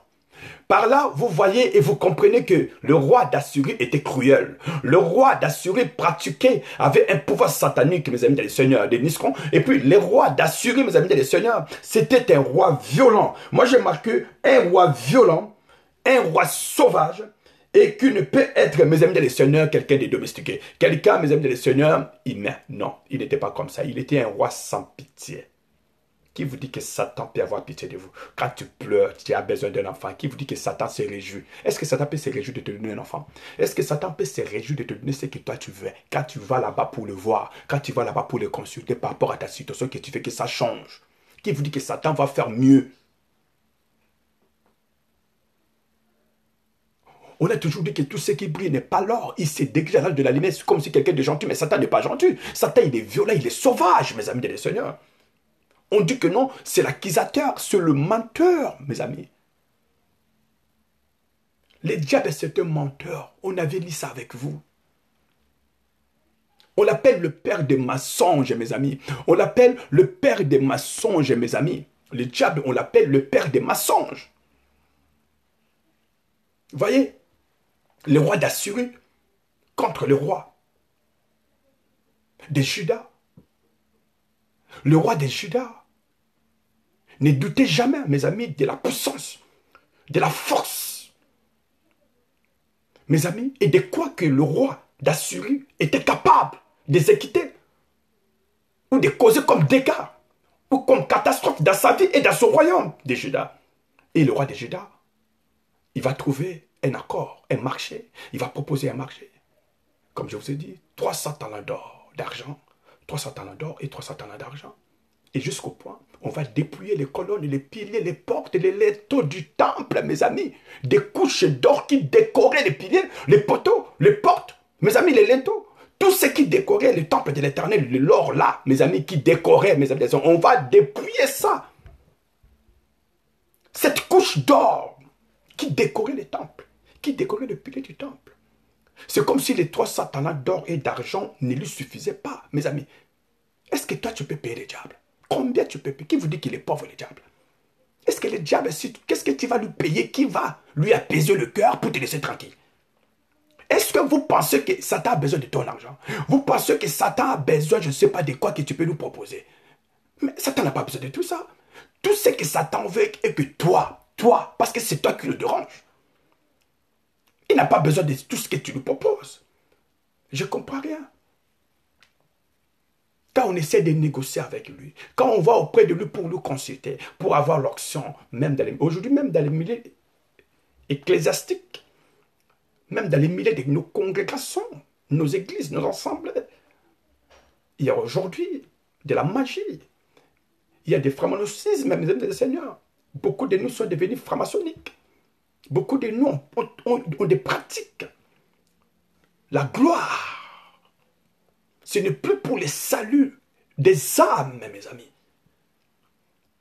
Aujourd'hui, quand on prêche, nous prêchons, mais vous sentez l'intelligence. Quand on prêche, c'est comme si on est en train de choisir. On choisit qu'est-ce qu'il faut dire. De peur que ces gens partent parce qu'ils sont équipés la dîme, c'est eux qui donnent comme des donateurs. C'est ceux qui servent à payer la salle locale. On ne peut pas payer le diable. On ne peut pas négocier avec lui. Il ne faut pas, mes amis dans les seigneurs, penser et croire que si tu fais quoi que ce soit de ce qu'il te demande comme exigence, ça va te laisser en paix. Non. Rien ne peut arrêter le diable, mes amis, d'abandonner la guerre contre toi. Ou de vous laisser tranquille. Rien. Il n'y a pas de prix, mes amis, qu'on peut lui payer pour que le diable te laisse tranquille. Il n'y a pas de prix. Au contraire, plus tu lui payes, plus il te réclamera encore plus. Jusqu'à ce que tu vas t'appauvrir. Et c'est là que lui, il est déterminé, bien aimé, de conquérir votre âme. C'est votre âme qu'il veut. L'âme qui pêche, c'est celle qui mourra. C'est ton âme que le diable cherche. Bien-aimés, mes amis dans le Seigneur. Le Seigneur, il est merveilleux. Le Seigneur nous aime. Je vais finir à 30. À 30, je finis. Il est 18. Dommage que j'ai commencé un peu tard.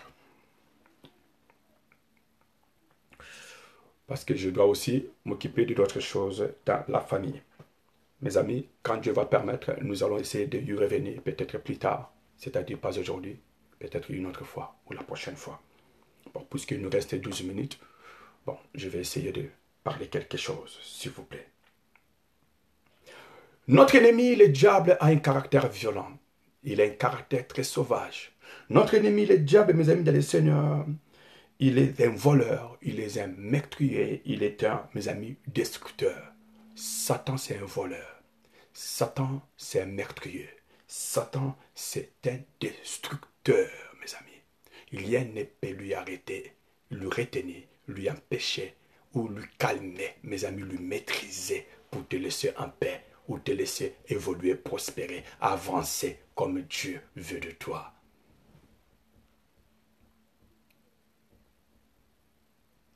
Mes amis, dans 2 Chroniques, nous allons lire parce que je vais m'arrêter là, dans 2 Chroniques chapitre 32, verset 2 à 8, 2 Chroniques,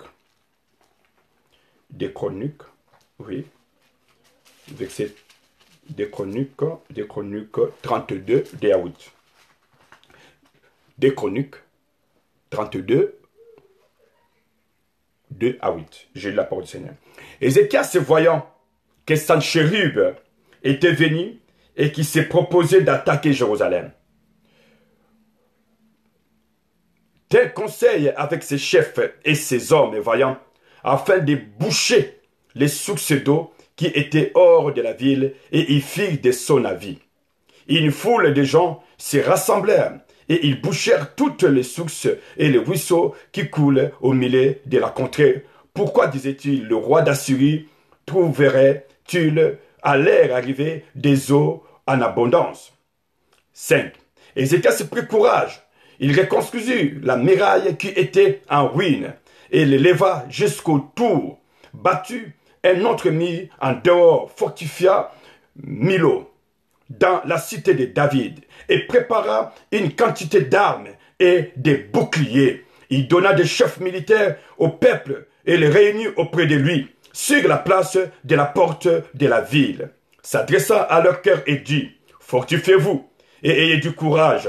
Ne craignez point et ne soyez point effrayés devant le roi d'Assyrie et devant toute la multitude qui est avec lui, car avec nous il y a plus qu'avec lui.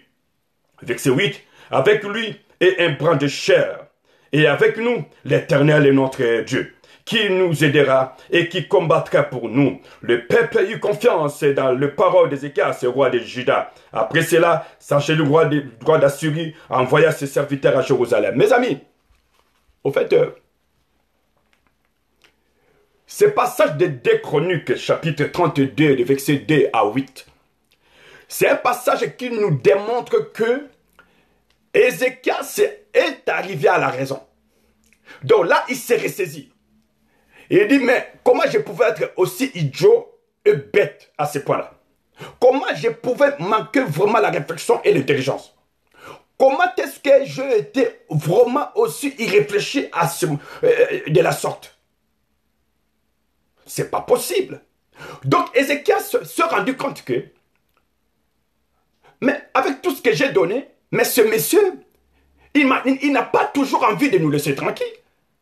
Cependant, on n'a plus rien à lui payer. On n'a plus rien. On est pauvre. Il n'y a plus de l'or. Il n'y a plus d'argent. On n'a plus de richesses. Mais les voilà, ils marchaient encore contre nous, dans le but, comme la Bible dit, dans le but de nous attaquer. Et c'est là que Ézéchias a compris que rien ne pouvait arrêter Sanchérib, roi d'Assyrie.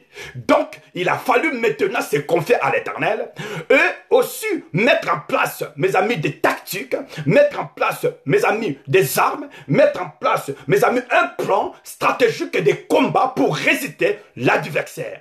Et lui, il a compris. Sur ces points-là, mes amis, nous allons nous arrêter sur ces points-là. Ce que je vais vous dire, comprenez que rien ne peut et ne pourra arrêter le diable.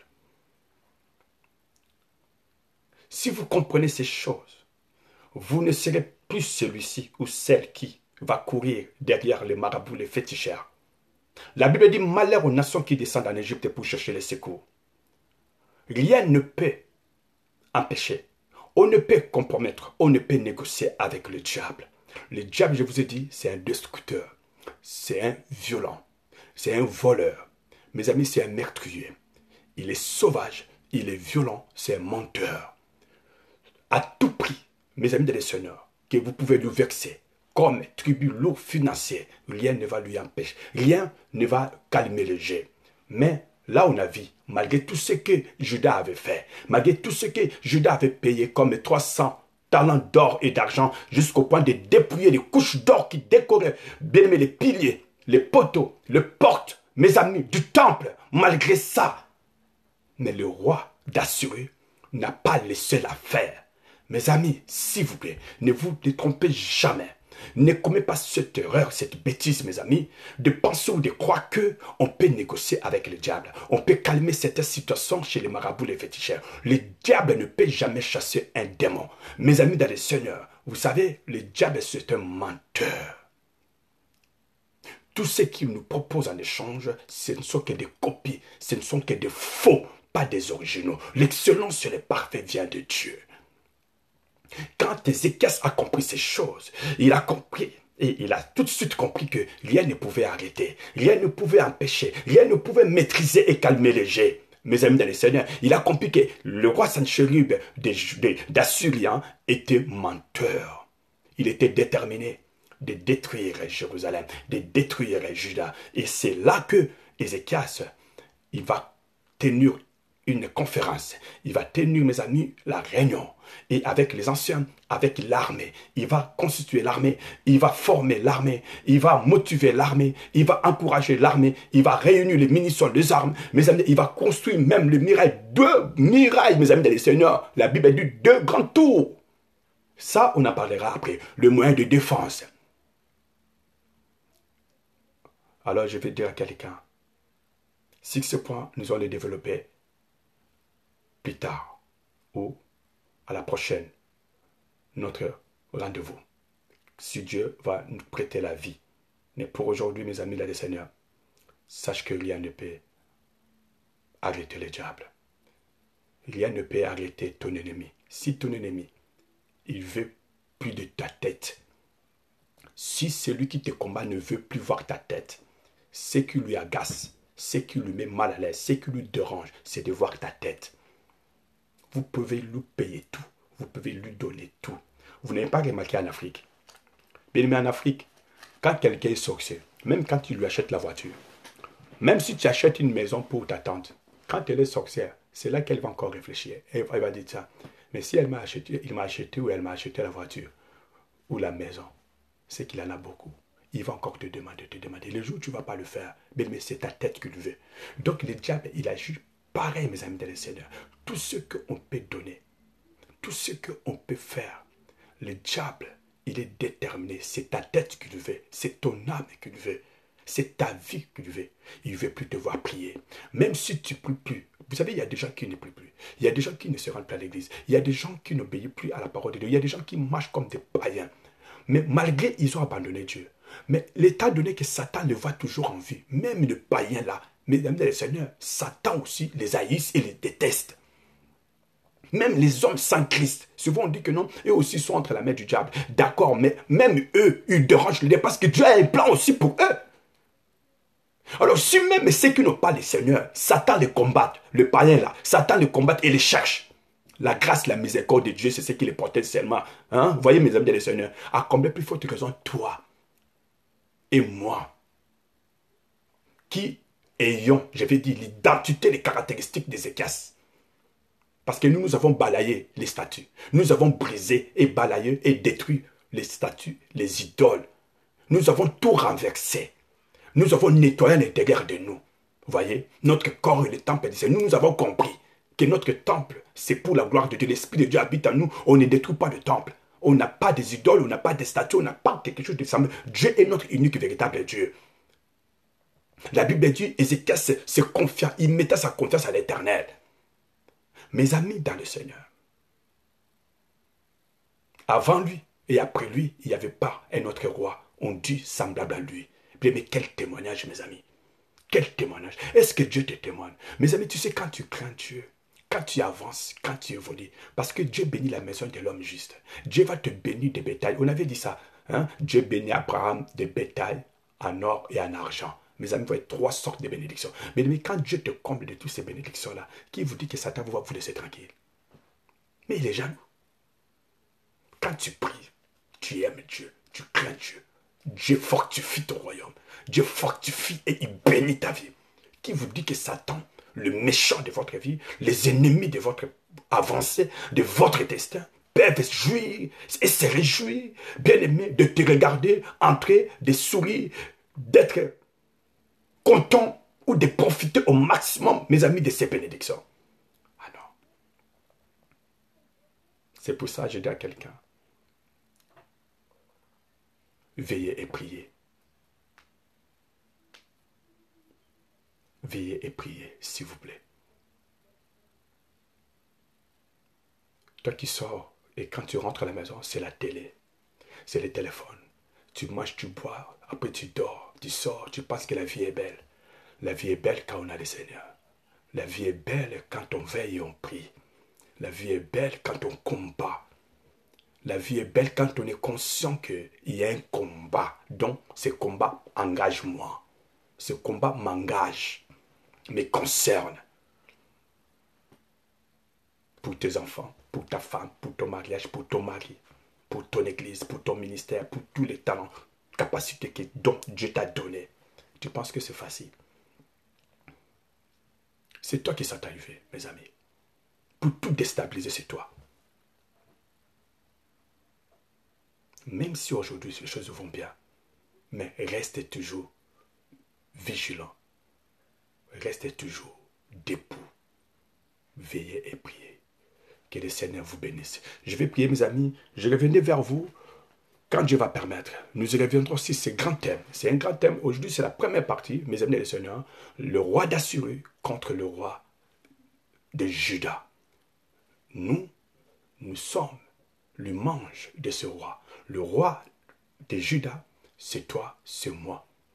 Il a fait de nous un royaume de sacrificateurs. Vous voyez, il a fait de nous un royaume de sacrificateurs. Hein, mes amis dans le Seigneur. Un sacerdoce royal. Hein? Il nous a transportés dans le royaume de son Fils, de son amour, le royaume de la lumière. Vous voyez, donc mes amis, il y a un royaume. Il y a un Sanchérib. Il y a un ennemi. Il y a quelqu'un dans ta famille. Il y a quelqu'un entre tes proches. Il y a des gens que tu ignores. Le combat est là permanent. Aussi longtemps que tu vivras, le combat est là et sera là. Alors tu ne veux pas prier, tant pis pour toi. Tu ne veux pas jeûner, tant pis pour toi. Tu ne veux pas lire la parole de Dieu, tant pis pour toi. Alors tu es toujours avec, tant pis pour toi. Tu ne fléchis pas les genoux, tant pis pour toi. Satan s'en fout de toi quand tu ne pries pas. Il s'en fout de toi quand tu ne cherches pas Dieu. Il s'en fout de toi. Et les pires châtiments, bien-aimés dans le Seigneur, vous attendra. Ce qui n'est pas la volonté de Dieu. Alors, il est temps, lève-toi. La Bible dit, lève-toi et sois éclairé. Lève-toi et sois, mes amis dans le Seigneur, éclairé, éclaire-toi, brille-toi, agis. Que le Seigneur vous bénisse. Je vais prier. Seigneur, merci pour le message dont nous venons écouter. Le message dont nous venons, Seigneur, écouter, recevoir de toi. J'ai compris que le combat, et nous avons compris que le combat est à notre portée. La vie, c'est un combat. Seigneur, si je vais me référer, donner un exemple pendant que je prie, Seigneur, de cet homme, le bon samaritain, cet homme qui voyageait, mes amis, cet homme qui voyageait au Seigneur, cet homme voyageait.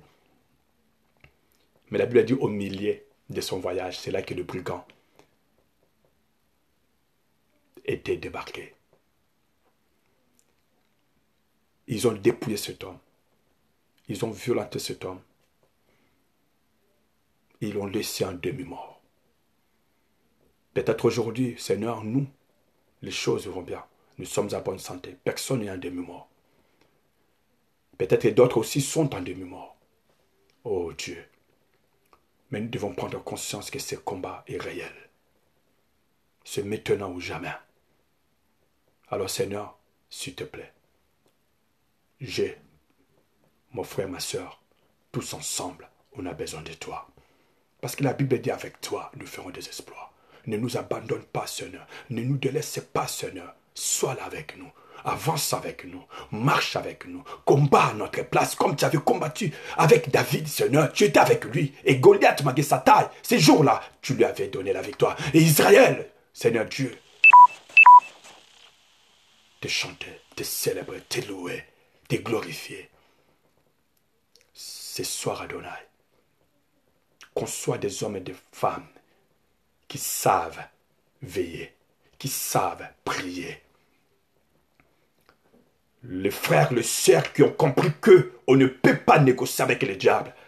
Il n'y a pas de compromis avec lui, il n'y a pas de négociation parce que rien ne peut lui arrêter, Seigneur. Il est déterminé, Seigneur Dieu, de nous railler sur la carte de l'existence du monde. Il ne veut plus entendre parler de moi, ni de mon frère et de ma soeur.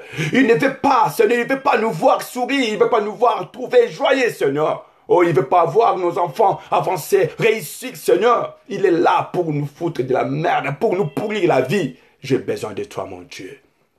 Alléluia. Bénis la nuit et le sommeil. Bénis chacun de nous. Au nom de Jésus-Christ. Amen. Mes amis, soyez bénis. Merci, bien-aimé pasteur Louis Kamakasila. Que le Seigneur vous bénisse. Mes amis, partagez cette vidéo. Ça fait du bien pour beaucoup de personnes. Soyez bénis et bonne soirée à tous. Que Dieu vous bénisse. Merci.